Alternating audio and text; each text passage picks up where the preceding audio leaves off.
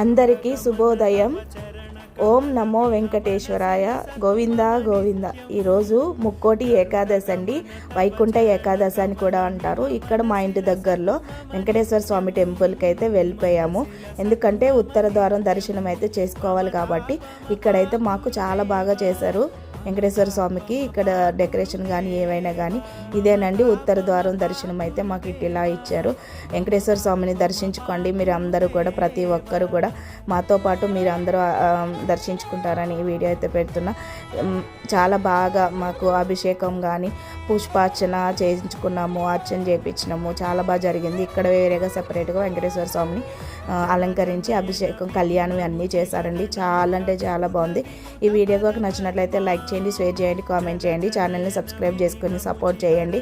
చూసారా ఎంతమంది జనం ఉన్నారో. మార్నింగ్ 8 o'clockకే చాలా రష్ ఉన్నారు. ఇంకోటి ఏంటంటే నాకు ఫుడ్ ఆర్డర్ ఉంది, అందుకని చెప్పి తొందరగా మా వారు ఆఫీస్కి వెళ్ళాలి, పిల్లలు స్కూల్కి వెళ్ళాలి అని చెప్పి ఫాస్ట్గా పొద్దున్నే లేచి ఇవన్నీ చేసేసుకొని గుడికి అయితే వెళ్ళిపోయినాము. తొందరగానే దర్శనం అయితే అయిపోయింది. ఎక్కువ రష్ లేదు.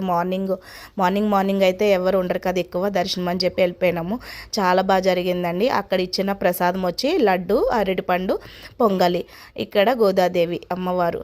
వీడియో కనుక నచ్చినట్లయితే లైక్ చేయండి. Thank you for watching. మీరు కూడా వెళ్ళి